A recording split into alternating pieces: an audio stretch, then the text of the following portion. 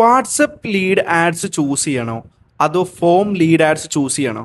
Meta ads start ചെയ്യുമ്പോൾ beginners face ചെയ്യുന്ന ഒരു ഡൗട്ടായിരിക്കും ഇത്.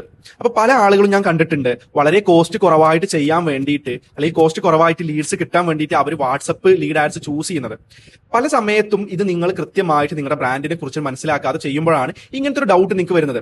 കാരണം എൻ്റെ ഒരു ഒപ്പീനിയൻ വെച്ചിട്ട് ഞാൻ ഫ്രീലാൻസ് ചെയ്യുകയാണെങ്കിലും ഏജൻസിയിൽ ചെയ്യുകയാണെന്നുണ്ടെങ്കിലും ഹൈ കോസ്റ്റ് അല്ല എന്നുണ്ടെങ്കിൽ പ്രൊജക്ടിന്റെ കോസ്റ്റ് അല്ലെങ്കിൽ നിങ്ങളുടെ ആഡ് കൺവേർട്ട് ആയിട്ട് നിങ്ങൾക്ക് കിട്ടേണ്ട ആ ഒരു കോസ്റ്റ് ഉണ്ടല്ലോ, നിങ്ങളുടെ പ്രൊജക്ടിന്റെ കോസ്റ്റ് ഒക്കെ വലിയ ഹൈ ആയിട്ടുള്ള കേസുകളിലുള്ള ബിസിനസ്സുകൾ കാണുന്നുണ്ടെങ്കിൽ സ്വാഭാവികമായിട്ടും നമ്മൾ പോകുന്നത് ഫോംസിനായിരിക്കും. പക്ഷെ നിങ്ങൾക്ക് പെട്ടെന്ന് കൺവേർഷൻ നടക്കുന്ന സെയിൽസ് നടക്കുന്ന ഒരു ഇൻഡസ്ട്രിയിലാണ് നിങ്ങൾ എന്നുണ്ടെങ്കിൽ, ഉദാഹരണത്തിന് നമ്മുടെ ഈ ഒരു D2C അല്ലെങ്കിൽ കസ്റ്റമർ ഓറിയന്റഡ് കൺസ്യൂമർ ഓറിയന്റഡ് ആയിട്ടുള്ള ബിസിനസ്സുകളുണ്ട്, ഇ കൊമേഴ്സിലൊക്കെ ബിസിനസ്സുകൾ. ഇപ്പോൾ ഒരുപാട് ആളുകൾ ഇൻസ്റ്റാഗ്രാമിൽ വാച്ചുകൾ, ഡ്രസ്സുകൾ ഇങ്ങനെയൊക്കെ വിൽക്കുന്ന ആളുകളുണ്ട്. അപ്പോൾ ഇവർക്ക് ഏറ്റവും കൂടുതൽ ആപ്റ്റ് ആവുന്നത് വാട്സപ്പിലോട്ട് ആളുകളെ കസ്റ്റമേഴ്സിനെ കൊടുത്തിട്ട് അവിടുന്ന് കൺവേർട്ട് ആക്കുന്നതായിരിക്കും. പക്ഷെ ആ ഒരു സെയിം കേസിൽ തന്നെ നിങ്ങൾ ഒരു ഉദാഹരണം കൂടെ നോക്കുക.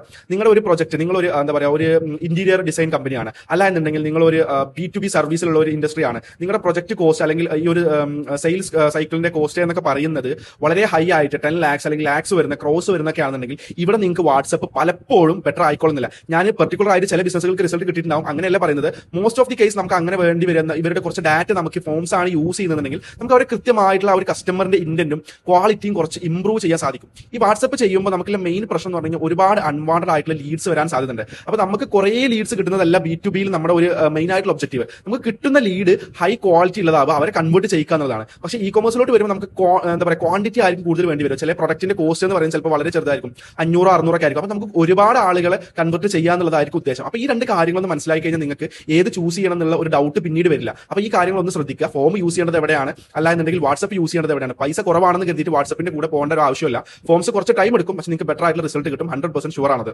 അപ്പോൾ കൂടുതൽ ടിപ്സിനും കാര്യങ്ങൾക്ക് വേണ്ടിയിട്ട് അക്കൗണ്ട് ഒന്ന് ഫോളോ ചെയ്തിട്ടോ.